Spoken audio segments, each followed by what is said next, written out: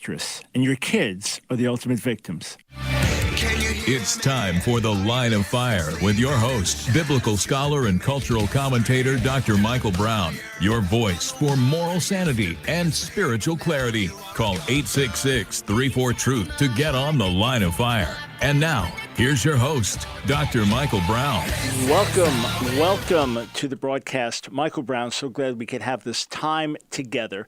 If you'd like to call in, if you have a question of any kind, 866-34-TRUTH, 866-348-7884. Are you ready for an eye-opening broadcast? Are you ready to have your, what can I say, your heart burdened, your eyes open, your emotions stirred?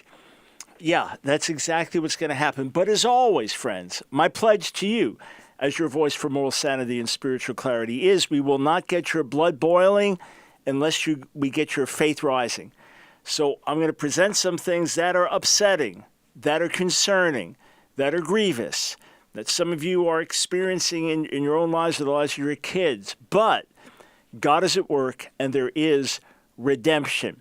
That is where we start. Okay, what prompted this, as I very much live in these realities, the things I'm talking about, it's not like something new that I'm hearing for the first time, but I was annotating my next book, finishing the end notes for, not my next book coming out, but the next book I finished writing, so 2 books from now. And I was looking for a video clip, which we're going to show you in a bit. And again, it is heartbreaking, and you'll be hearing it on the radio, but those watching, it's more heartbreaking to see. And I'll paint a picture for everyone listening. But I found out that there was a book on the same subject as the video I was looking for. So I ordered the book, got it over the weekend. I showed it to Nancy. I thought, what in the world? No, nothing new. Nothing I was unaware of in the least. In fact, I've got a stack of books sitting here on my desk, and the stack could be, I don't know, it's a few inches high now, a couple inches high. It could be a couple feet high, probably, if I brought in all the books like this. I had children's readers, but many of them are in storage, so I just got some of the more recent ones. So I'm going to share that with you. But first, we're going to go back in history.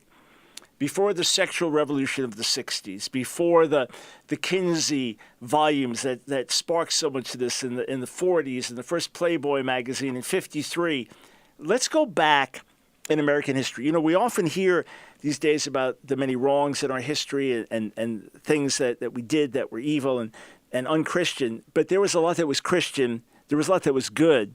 There was a lot that was right. This is from my book, Saving a Sick America, and I put on my reading glasses here. All right. This was from 2013. New York City announced an aggressive, comprehensive, and quite graphic curriculum that would consist of 1 full semester of sex ed in 6th or 7th grade, meaning beginning with kids as young as 11, and in 9th and 10th grade. So I said I'm going to go back in American history. First, some of the bad stuff from 10 years ago. If you got little ones around, you may want to put some music on to distract a bit. High school students go to stores. This is part of the curriculum from 2013 out of my book, Saving a Sick America. High school students go to stores and jot down condom brands, prices, and features such as lubrication. Teens research a route from school to a clinic that provides birth control and STD tests and write down its confidentiality policy. Kids ages 11 and 12 sort, quote, risk cards to rate the safety of various activities, including intercourse using a condom and an oil-based lubricant, and all kinds of explicit sex acts. Teens are referred to resources such as Columbia University's website, Go Ask Alice, which explores topics like sexual positions, sadomasochistic sex play, phone sex, and more. This is a curriculum for children, New York City, 2013. Now, let's contrast this. Oh, Noah Webster's Blue-Black Speller, first published in 1783. Are you ready? With its opening sentence declaring, "No man may put off the law of God." This was a reader for children in our schools in America. Good children must fear God all day, love Christ alway, parents obey, in secret pray. no false things say, mind little play, by no sin stray, make no delay in doing good. This is one of the readers for little children in America in our first century or so of existence, a century plus of existence. So yes, it was for a Christian population, understood, but it was unashamedly using Bible and Bible truths in the teaching and training. Now, I'm not saying you can introduce this in public school today where you've got diversity. You do it in a Christian school for sure, but in public schools. But this was in public schools back then. That's the point I'm making. All right. Oh, let us see here. 1824 edition of Noah Webster's Blue Book. It says this, Lesson 1, no man may put off the law of God. My joy is in his law all the day. Oh, may I not go the way of sin. Let me not go the way of ill men. The last lesson states, as for those boys and girls that mind not their books and love not the church and the school, but play with such as tell tales, tell lies, curse, swear, and steal, they will come to some bad end and must be whipped till they mend their ways. Obviously, corporal punishment was part of the lifestyle then. I'm just contrasting then to where things have gone as a result of the sexual revolution. Let's see. Webster's Reader was used throughout the land, containing pages of moral warning, exhortations based on Proverbs, passages from Jesus' Sermon on the Mount, a short recap of the history of creation, and a closing moral catechism. Webster, art thou a young man seeking for a partner for life? Notice it does not say a sex partner. Obey the ordinance of God and become a useful member of society, but be not in haste to marry, and let thy choice be directed by wisdom. 1836, the first McGuffey Reader was published, which taught the ABCs along with Bible verses. This reader was looked at as an eclectic reader which combined instructive axioms and proverbs, fundamentals of grammar, and selections of the finest English literature.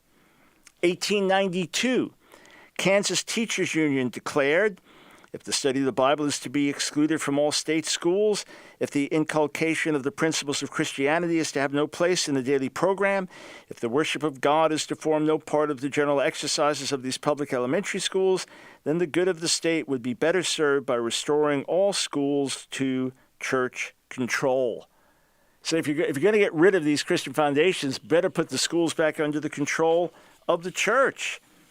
How about just, again, the New England Primer? I downloaded the 1777 edition. Here's the ABCs. A, in Adam's fall, we sinned all. B, heaven to mind, the Bible mind. Heaven to find, the Bible mind. C, Christ crucified for sinners died. And on and on. You get the feeling. All right, now let's get to the book that I ordered and got over the weekend, titled The Hips on the Drag Queen Go Swish, Swish, Swish, by Little Miss Hot Mess. Yeah, by Little Miss Hot Mess. And some of the pages here. Okay, tell you what. Rather than read through this book, a little bit different from In Adam's Fall, We Sinned All, or Christ Crucified for Sinners Died. Learning the ABCs, this is meant to be read to toddlers and little children. I mean, what can I say? The pictures and the normalizing of this. Let's watch a video where these very words now are put to life. And I'm going to describe what you're going to see. There's a man. He's shaving his beard. He's putting on glitter. Then he's putting on his whole drag queen outfit. And there's a sign he has on the wall behind him. I'll tell you the content of that in a moment. But let's just take a listen, and those watching, take a look. Getting ready for work. A meticulous process that involves shaving, glitter, hairspray, and a wig. But instead of performing at a nightclub, hi, hello, and the venue is the Brooklyn Public Library in Park Slope at 10 o'clock in the morning. who wants to be a drag queen when they grow up? Little Miss Hot Mess Who is ready for a story? is the host of Drag Queen Story Hour. This one is called Worm Loves Worm. Talking, singing, and reading We can both be grooms. to an audience of preschoolers, toddlers, and their caregivers. The hips on the drag queen go swish, swish, swish, swish, swish, swish, swish, swish, swish. All right. The place is packed. The library is packed. Kids sitting on the floor. Toddlers, little children, mothers holding babies in arm as they swish their hips. Listen, this is not watching a clown perform. This is a man who is dressing up as a woman, who is promoting perversion. And I have a hope that in posting this video and in talking about it during the show, that some of you get burdened to pray for this man, that he would really encounter the Lord. A lot of us did a lot of foul things before we were saved. Some of us were very self-righteous, church-going hypocrites, legalistic judgers. Others were blatant sinners like me, shooting heroin, using LSD, and stealing money from my own father. Others were somewhere in between. Others involved in all types of perverse acts that you'd be ashamed to even talk about. God had mercy on us. And Jesus died for the worst of sins. So I don't condemn this man. I say, let's pray for him. But this is child abuse, and the parents are either massively ignorant or complicit in this. And how does this guy speak of himself? What's his self-identification? I tell you what, it was I didn't even spot it on the video until my team pointed it out. He's got like a plaque on his wall where he lays out who he is. I am a bad stuff coming, just a warning. I am a lesy, butch, pervert, girlfriend, bulldagger, sister, dyke, and proud. Let me read that again. This is on his wall in the video as he's about to go to a library with little children. I am a lesy, butch, pervert, girlfriend, bulldagger, sister, dyke, and proud. If that's not perversion, I don't know what is. And to parade that in front of little children is absolute perversion. This is where the sexual revolution has brought us. This is where the casting off of right and wrong has brought us. This is where the throwing away the standards of God and the wisdom of God, this is where it has brought us. Much more to come. Stay tuned.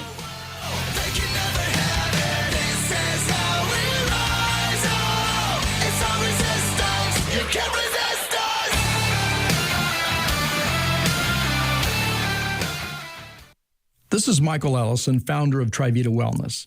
I'm always thrilled to offer a new product from Trivita that is science-supported with equivalent doses per serving that follows the science. And that is true of our KSM 66 ashwagandha with its protective process from farm to manufacturing plant.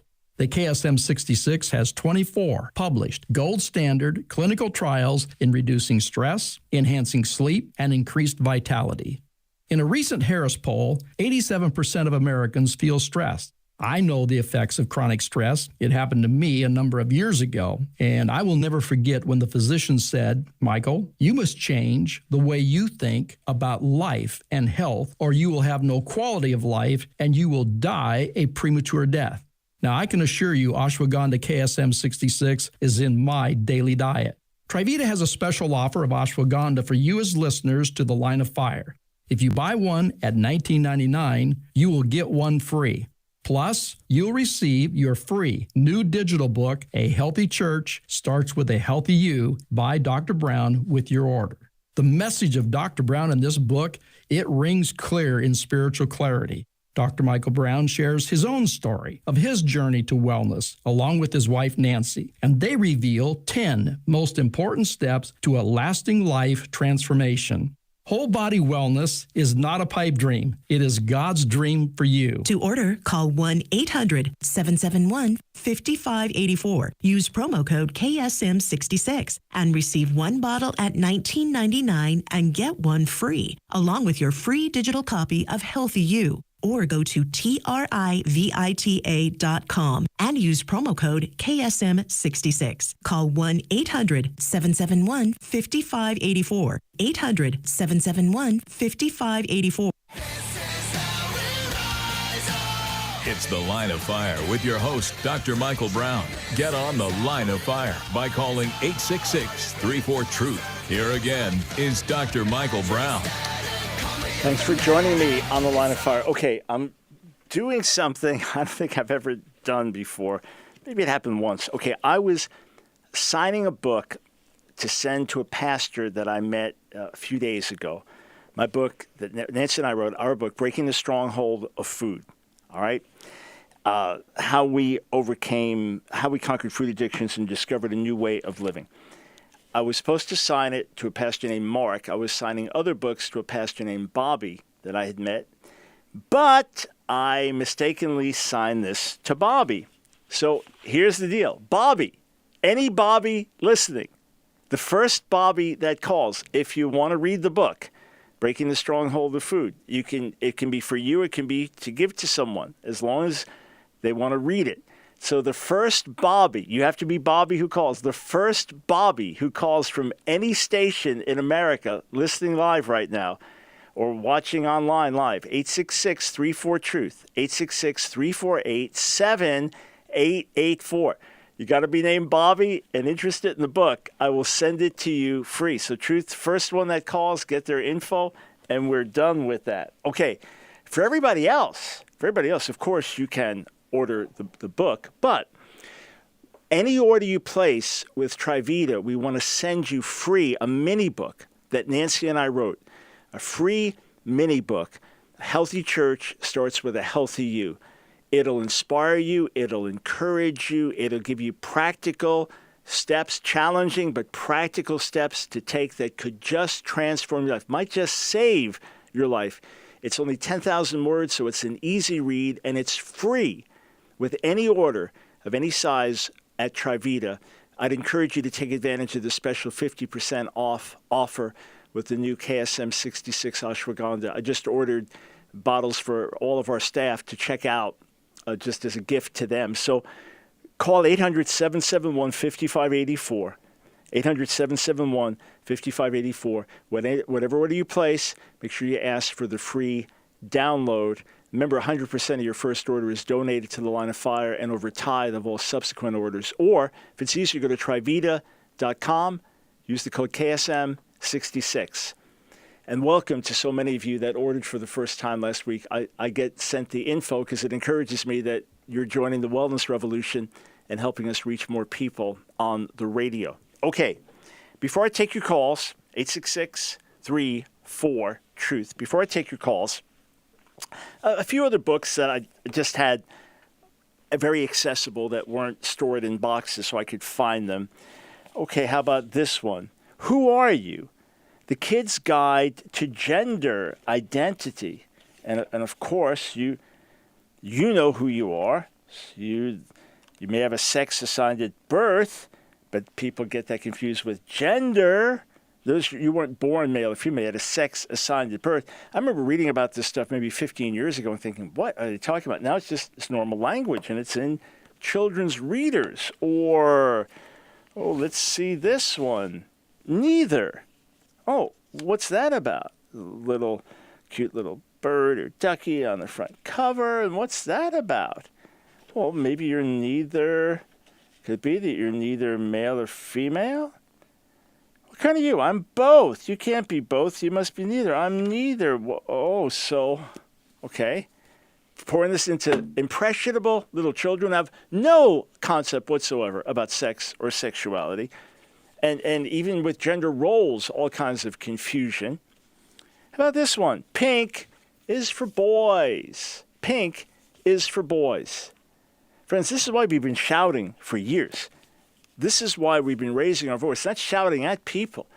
In fact, I was so blessed, maybe you're listening today, but I was preaching at the congregation we helped found many years ago, Fire, so my home base ultimately, and hadn't been there in a long time, was preaching, and afterwards a number of you came up to me and thank me for the show, listen regularly, your spouse listens regularly. But to the one woman met you, your husband, and your son at the service, telling me with tears how listening to the show from the start, when we first went on the air in 2008, has changed your perspective and has given you a love and burden for those who identify as LGBTQ. And as they start coming into the church and finding freedom and forgiveness and new life, that you want to be there as a spiritual mom for them. You want to be there to reach them.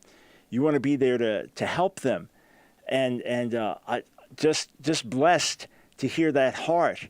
And that's what I'm seeking to get into the hearts and minds of everyone. I'm not shouting at people. I'm grieved over a sinful, destructive agenda that is hurting children, that is negatively influencing society, that is bringing us to the point where you've got lawsuits now from 18-year-old girls who had their breasts removed at 13 and were put on hormones that did irreversible damage to their body just because they were going through a time of psychological confusion.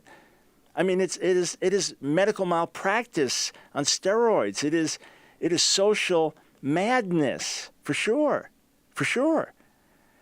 So here's another one, the gay BCs. Little toddlers learn the alphabet with this. You say, well, what are the end results? The end results are countless kids who are deeply confused, who are making terrible life choices that are irreversible. The results of the sexual revolution more broadly in terms of promiscuity, in terms of kids born out of wedlock, in terms of sex just being recreation and not associated with procreation. So put aside homosexuality and all that. The effects have been many, many broken lives. A generation that's lonelier than ever. And of course, there are other factors, the rise of social media and how that plays out and things, but more depressed than ever, more suicidal than ever, more self-hating than ever, more insecure. You just go down the list, and a lot of this is a direct fruit of the sexual revolution. Friends, please hear me. God's ways are best. It's not a matter of us trying to enforce our morality on everyone. So your neighbor is a guy and his girlfriend lives there. It's not for you to say, well, you're going to hell because you're sleeping with your girlfriend. No, it's your role to be a neighbor and love that person, love that couple, get to know them, and as you're able, to bring the gospel to them. Yeah, at a certain point, sin comes up, but there's the living together may be the least of the issues. That may be just what they do. And it's not even a big deal to them. You know, they've slept around a lot now. They want to be more committed. And they're thinking about getting married. In their mind, they're taking good steps. It's not a matter of us enforcing our morality, being the morality police, driving through our neighborhood like, this shirt, I don't know, that skirt's a little too short. Oh, wait, no, we're not the morality police. We're not doing what the morality police actually do in a country like Iran and Saudi Arabia, where they do drive around. The woman doesn't have the burqa or the hijab or whatever it is and not properly covered. And no, we're not seeking to do that. We will fight for the lives of the unborn and do our best to advocate laws accordingly. We will seek to work to reverse the disastrous Supreme Court decision that normalized same-sex, quote, marriage, redefined something that's fundamental to society, because we believe overall that you're now legislating for society as a whole in a wrong and negative and destructive way. The fact is, if we stay with male and female, he created them, having great compassion on those who struggle with gender identity, especially with the massive confusion that's being put on them from these drag queens and 1,000 other sources. If we hold to male and female, he created them, then you don't have these endless deviations and endless preferred gender pronouns and so on and so forth. If we hold to the sanctity of marriage and sex, something beautiful and sacred within marriage, then you're not going to have all the illegitimacy. You're not going to have ultimately all the kids in fatherless homes. You're not going to have all of the destructive, negative things that come out of that. God's ways really are best. You're not going to have sexually transmitted diseases. You're not going to have that because God's ways are best. They're life-giving. That's what we've come to learn as his followers, that he made us and his laws are for our best. And when we conform to them, it brings life. It brings life.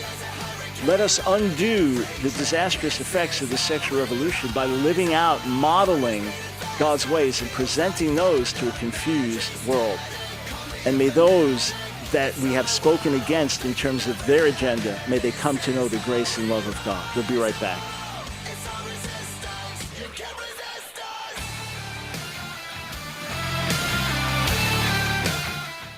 Hey friends, Dr. Michael Brown here. Do you remember when people thought I was crazy when I said it's not too late for America, that God can still do something in our country, that there is going to be a pushback, a gospel-based moral and cultural revolution? And do you remember when people thought that you were crazy because you felt the same way, because you believed what I was saying and already felt it in your heart? Well, friends, that pushback is here. The gospel-based moral and cultural revolution we've been talking about for 25 years is unfolding, and we are right in the thick of it. And the Line of Fire broadcast is divinely positioned for such a time as this. Friends, you would be so gratified and blessed as I hear, if you could hear what I hear, testimony after testimony as leaders, young people, old people, moms, dads, students, people from all backgrounds come up to me and say, Dr. Brown, you're providing a template for us. You're providing a blueprint for us. You're showing us how to do this, how to have hearts of compassion, backbones of steel. But friends, it's a joint effort. We do this together. And with your support, we can amplify this broadcast around the nation and amplify this voice to shake the nation. Join our support team today. Become a torchbearer with $1 or more per day. Here's the number to call to sign up. 800-538-5275. That's 800-538-5275. Or go to AskDrBrown.org, AskDrBrown.org, and become a monthly supporter. Click on Donate Monthly Support. I want to immediately give you 2 classic books, Compassionate Father or Consuming Fire, Who is the God of the Old Testament, and Revolution, which will really show you what it means to be a Jesus follower today. Plus, you get free access to our online classes and so much more. Sign up today, AskDrBrown.org. It's The Line of Fire with your host, Dr. Michael Brown. Get on The Line of Fire by calling 866-34-TRUTH. Here again is Dr. Michael Brown. Thanks for joining us, friends, on The Line of Fire. Hey, question for you. Do you trust my voice? Would you like this voice to be getting out to more and more pastors and leaders around America, to more and more believers around America, and infusing each one with faith and truth and courage, helping us have hearts of compassion, backbones of steel, as we now have a wide open door to blanket America on some of the biggest and best stations. Just our expansion so far this year into 3 major new stations has opened up potentially 20 million listeners in those different areas, many of whom we were not reaching before. So as I reached out to pastors, friends of mine for years, I've never asked them for anything, and said, hey, we have this opportunity. Would you like to put us on your monthly support? I've been blown away by the response. They've actually thanked me for the opportunity and said, we believe in what you're doing. So I'm inviting you to partner with us in a very, very sacred work in this great burden to help get the Church of America healthy and strong so that we in turn can bring health to the nation, and we in turn can provoke Israel to envy. Join me in this sacred mission. Join me in this radio revolution, this wellness revolution. Here's the number to call, 800-538-5275. It's our joy to broadcast to millions, potentially reach millions every day through all the platforms we have for free. All the content that we put out day and night is free content with joy. Article after article. You don't have to get past a firewall to read what I'm writing day in, day out, with rare exception when I'm asked to write an exclusive for someone, or for we teach a whole class is when registers take. But everything we put out for free to reach the maximum number of people. But we do it as a sacred partnership. And I want to invite you to join with us. You can go to AskDrBrown.org, AskDrBrown.org. Click Donate Monthly Support. But before you do, I want you to read everything that we will pour back into you for $1 or more per day. All the classes you get for free, all the material you get, free books that we send you, discounts in the bookstore. If you're going to Israel with us, discount on the trip. So we want to sow back into you. That's our goal, we want it to be, you can never outgive us. And the more we pour in, the more you pour into us, the more we pour into you. It's time, friends. Things are happening. The tide is turning. So my last point, then we go to the phones, 866-348-7884. Any question of any kind, I am very happy to interact with you today. But I say this last thing. I said at the beginning, we won't get your blood boiling unless we get your faith rising. The pushback is continuing because many people, well-meaning people, sincere people, didn't want to be bigots, didn't want to be homophobes.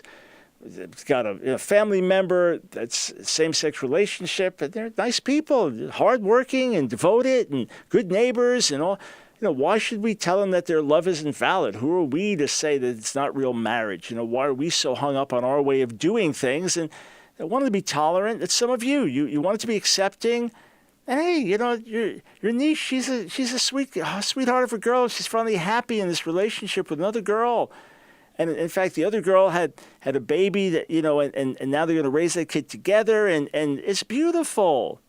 I don't want to be a bigot. I don't want to, isn't this like another form of racism? So you ended up saying, okay, I support that, and went to it's a little different for you, but the same-sex wedding, and you met a lot of lesbians and gays there. They were nice people, and why are these Christian fundamentalists so bigoted and so hateful and so homophobic and so biphobic and so transphobic and so narrow-minded? Not to mention misogynist and others. Why are they so hung up? But see, you didn't sign up for where it went. You didn't sign up for the drag queens shaking their hips to little children saying, who wants to be a drag queen when you grow up? Giving them some kind of image that that's a cool thing that you want to do. So you didn't sign up for that. You didn't sign up for your 14-year-old daughter coming home from school crying because there was a boy in her bathroom. You didn't sign up for your 15-year-old daughter coming home traumatized because she had a change in the presence of a boy who stripped down before playing on the same sports team with her. What? The Charlotte Observer years ago said that kids will just have to get used to the presence of, other genitalia in their locker room. I mean, it's absolutely perverse statement. The Charlotte Observer made the comment. This is the thing that our present administration, for whom we pray, our present administration is championing this as children's rights, transgender rights. You didn't sign up for any of that. And you are among the many millions of Americans saying enough is enough. Then you're finding out that trash, like I mentioned in some of these books, in a sophisticated way, is being taught to your kids in schools, and they're being indoctrinated with this. You think, whoa, time out. This is not what we signed up for. The revolution is underfoot. It is underway. It's at hand. It's happening. But the church must lead the way. We must be the salt. We must be the light. We must be the moral conscience of the society. We must be the ones ultimately working with others of different backgrounds. If I was in Montgomery County now, pushing back against the no opt-out policy, so they're going to teach some of this perverted stuff to our kids. Montgomery County, where we used to live in Maryland, they're saying you can't opt out. You can't opt out. Your kids have to be there or they'll be penalized for missing a lesson. I would join with the Muslims there, protesting against this. And if there were atheists protesting against it, just in a matter of principle, we would join together to fight that common cause. And I would do it with respect for the religious convictions of the Muslims, and I would do it without trying to criticize the atheists and say, well, how can you have morals if you're an atheist? No, I would stand side by side for the common good, just like if there's an earthquake or a hurricane or some natural disaster, you work side by side with, doesn't matter who the people are, there's somebody trapped in that building. Well, let's go dig them out. Let's go try to help them before they die. And you might be digging side by side with someone who's a member of a cult and someone who hates organized religion and someone, but you work side by side for those things. But ultimately, when it comes to changing the minds of a society, when it comes to changing the laws, when it comes to changing perspective, the church has to lead the way. Otherwise, what will happen is we push, but it's natural weapons. 2 Corinthians 10, Paul said that we live in this flesh, we don't fight in the flesh. So we live in the world, we don't fight the way the world fights. Our weapons are spiritual. We overcome evil with good. We overcome hatred with love. We overcome falsehood with truth. We overcome the flesh with the spirit. So we're ultimately fighting a different war in a different way, one that doesn't intimidate through numbers and screaming and yelling, but turns people's hearts through love. We may turn out in numbers, but our numbers are not going to be shouting epithets and ugly things and insults and mocking. No, we'll be speaking the truth, but we'll be doing it in love. Paul writes in Colossians 4 that our speech will be seasoned with salt and full of grace. That's what we'll do. And hopefully we'll draw people to Jesus. And then as their very lives are changed, they will become lasting advocates. So the church must lead the way. Thank you for your partnership. Thank you for standing together. Every torchbearer, every supporter, everyone who prays for us, thank you. Together we are making a difference. Those discouraged, those living in rough regions, states, difficult school districts, tough spiritual environments, God's on the move. Things are happening. Be encouraged. All right, we go to the phones. We'll start in Louisville, Kentucky. Brian, welcome to the Line of Fire. Hey, thanks, Dr. Brown. Appreciate you having me on. Just had a quick, I'm kind of hearing an echo, but I'll try my best to do the question. Hopefully I'm still coming in clear to you. Yeah, you're clear to us. Yep. Good deal. I was going back and forth with an Orthodox Jewish friend recently, and he brought up a couple of verses, and I'll say them if you want to bring them up when you go to answer. One is 1 Chronicles 16, 15 through 16, and the other was Deuteronomy 29:29. But I think there are a lot of other verses that go along with what he was arguing. Mm-hmm. That it says the Mosaic covenant was going to be eternal, or that's how it was spoken of. And how do we, I didn't really have an answer for him. How do we as Christians deal with, because obviously we know that Paul writes, the Mosaic covenant comes to an end. How do we deal with those texts? Yeah, so they're great questions. In fact, there are many, many verses that speak of the Sinai covenant being forever, for all generations, etc. Deuteronomy 29:29, a very well-known verse, the secret things belong to the Lord our God, but that which is open and revealed belongs to us and our children forever. So no doubt that's how it was laid out.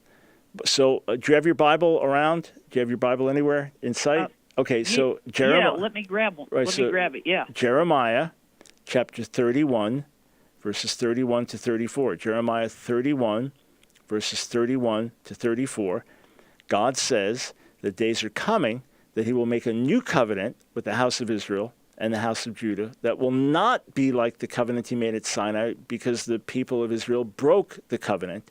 Instead, this time he'll put his Torah, his teaching, in their hearts and minds.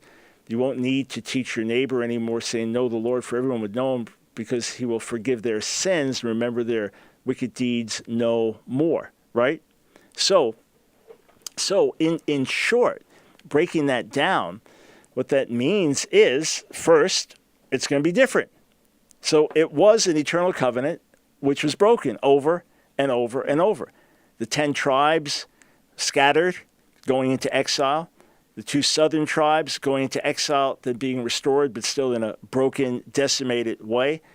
And then ultimately, the sin reaching such a point of rebellion that the second temple was destroyed, has never been rebuilt.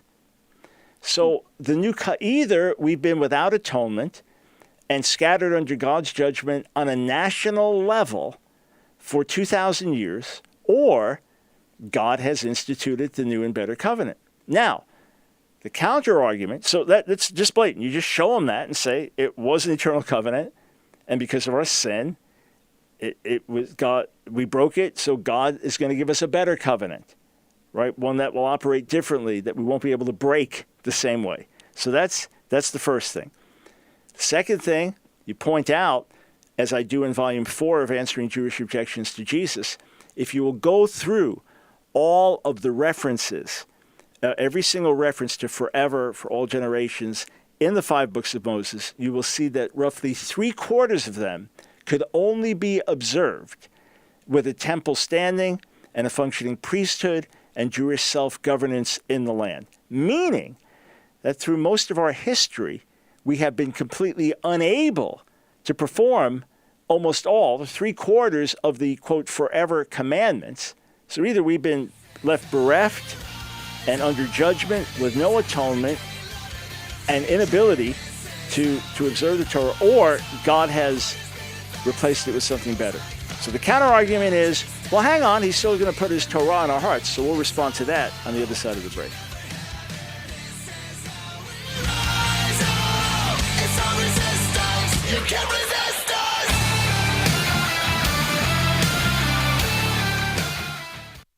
Are you stressed and searching for a natural way to restore balance in your life?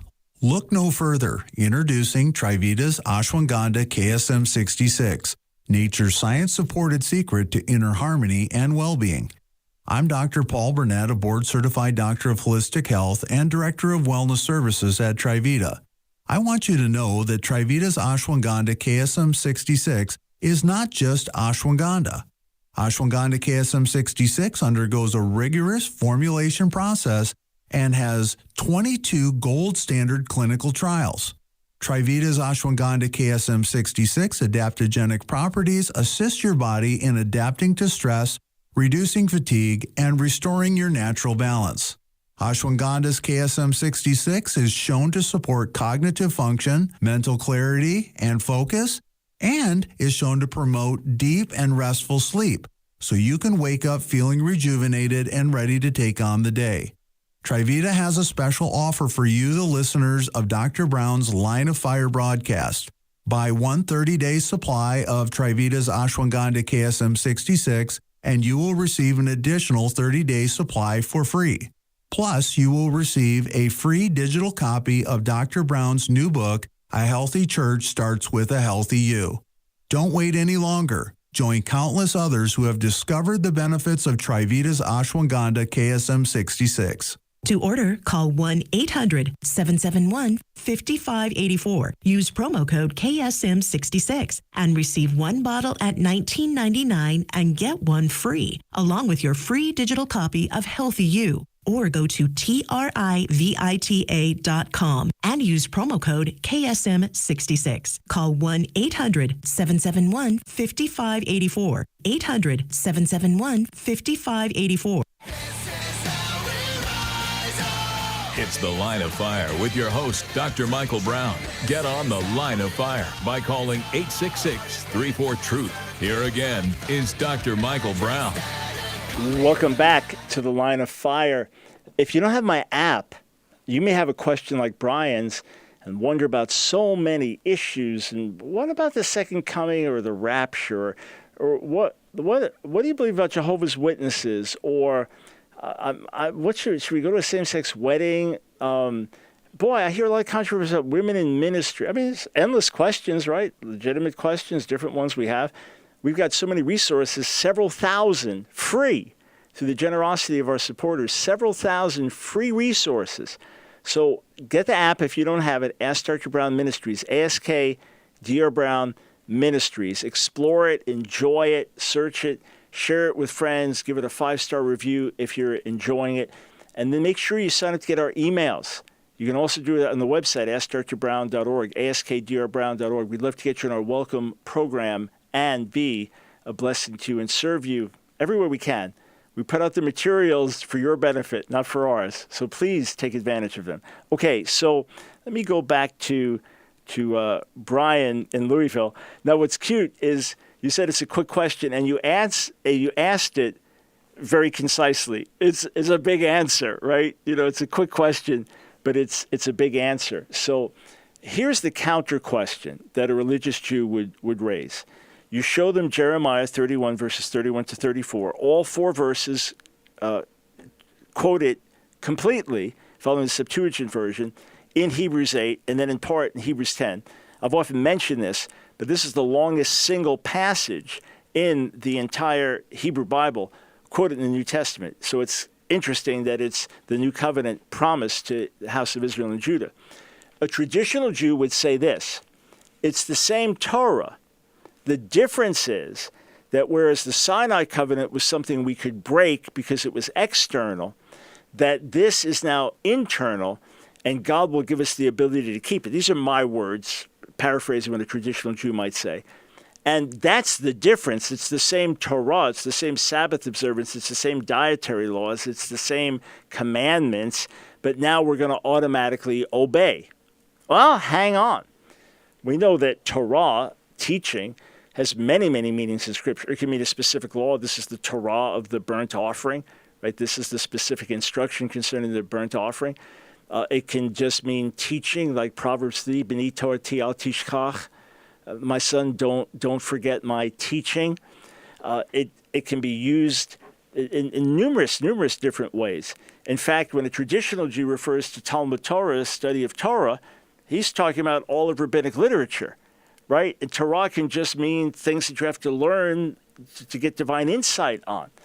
There's a famous Talmudic story about a rabbi with his disciple. The disciple follows him everywhere, even to the bathroom. Well, this is Torah too. I have to learn, like how you live. That's Torah.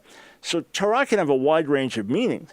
It doesn't specifically or explicitly or only mean the content of the 5 books of Moses. In fact, that's not even the primary meaning. When it's normally spoken of Torah Moshe, the Torah of Moses, or things like that, it's referring to the legal content within the 5 books as part of the Sinai covenant. The point is, it clearly changes. The content clearly changes in the new and better covenant. For example, if your sins are forgiven once and for all, your iniquitous deeds forgiven and no longer remembered, then why do you need a day of atonement? Why do you need a day of atonement? For what purpose? There are rabbinic traditions that state in the world to come that the only sacrifices that will be offered will be thanksgiving offerings. Thanksgiving offerings. In other words, you won't be having sacrifices for blood atonement because there won't be sin. What about all the laws concerning the dead? What if no one's dying anymore? So obviously, there are certain changes. There are even some rabbinic traditions that would indicate that foods that are now prohibited will be permitted in the world to come. So all that to say, the change in circumstances also necessitates a change in content. And what exactly that looks like is not spelled out there.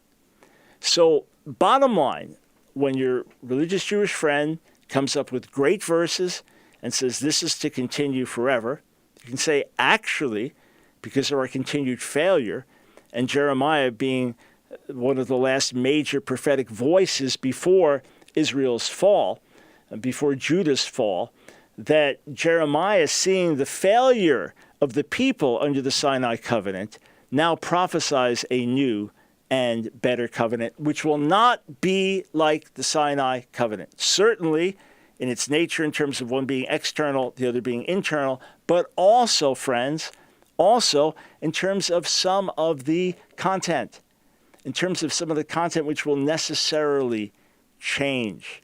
All right, hey, thank you for the call. I hope that was helpful. Okay, I realized after one of the shows last week, I'd said I was going to read content to you, a quote from one individual, and he was rebuking me for my view that according to the Bible, that we will be here as believers through whatever tribulation, great tribulation is to come, and that God will preserve us from his wrath, right? He can shield us. He has ways of doing it.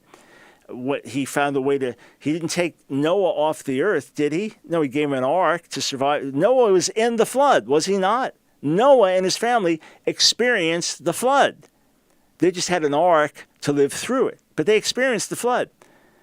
Lot and his family saw the fire fall on Sodom and Gomorrah. Lot and his 2 daughters. His wife, of course, died, and the sons-in-law, or the ones betrothed to the daughters, they died. They didn't take Lot's warnings, the angel's warnings, seriously.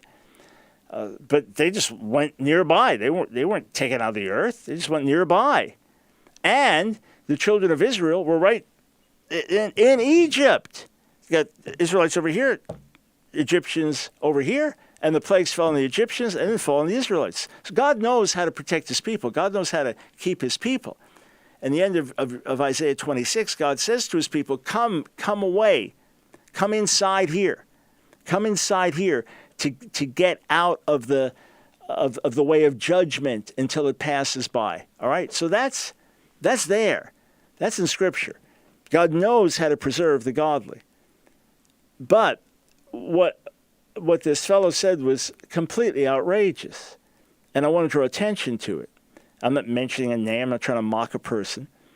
But he rebuked me for saying, isn't Christ's suffering on the cross enough? And why would God leave us here to suffer? How dare you think that God would leave us here to suffer?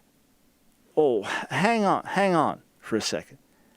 This is meant to be solid biblically based theology. So to all the parents who've gone through the agony, which I cannot imagine, who've gone through the agony as a believer of watching your child die of a dread disease, why didn't God rapture you out first? Why didn't God not let that happen? I'm not saying he sent it as a blessing. I'm saying you lived through that hell. You went through that. To all of you who are, as I speak right now, you are bedridden or you are on your job, but you are in physical agony and have lived with agony for years. Somehow this theology that God won't let you suffer or go through any tribulation, somehow that theology hasn't worked out too well for you. 2, the millions of Christians through the decades who have been slaughtered for their faith, who have been butchered, who have been beheaded, who have been buried alive, who have been starved to death, who have rotted in miserable prison conditions for decades until they died, who have had their own children taken away from them, who at this moment are suffering deprivation and threat of death for their faith. Somehow, God didn't take them out first. It's one thing to say God will not pour out his wrath on his children. I believe that. So as we're here in times of tribulation, testing, the wrath of Satan, the wrath of man, that always comes our way. It'll just intensify as we get closer to the end. And when God's judgment and wrath is poured out in a sinning world, he'll protect us from that wrath. We agree. Some of you say he'll take us out in the rapture. I say he'll protect us right here. But we agree he'll protect us from his wrath. But the idea that we're somehow exempt from suffering, or that Jesus dying on the cross exempts us from suffering. And I'm telling you, the wording was that blatant, that ugly, that wrong-headed. Who comes up with that? Unless everything's just going great in your life and you live in a country like America where you're not faced with a death threat for following Jesus. But friends, Jesus says it, John 16:33, in this world you will have tribulation. But be encouraged, I've overcome the world. Paul preaches it with Barnabas in Acts 14 in Antioch. What does he say? He says, you must go through many tribulations to enter the kingdom of God. What does Paul write in Romans 5? That we grow through tribulation. Character is developed. What does he say in Romans 8? What shall separate us from the love of Christ? Tribulation? No. We're made for this. John writes in Revelation 1, I, John, your companion in the tribulation and kingdom and suffering that are ours in Jesus. And at the very least, all of this includes persecution, hatred, rejection, maybe imprisonment, maybe death. Certainly it includes those things. That's part of our life in God. What a bizarre idea that Jesus suffered on the cross means we don't have to suffer.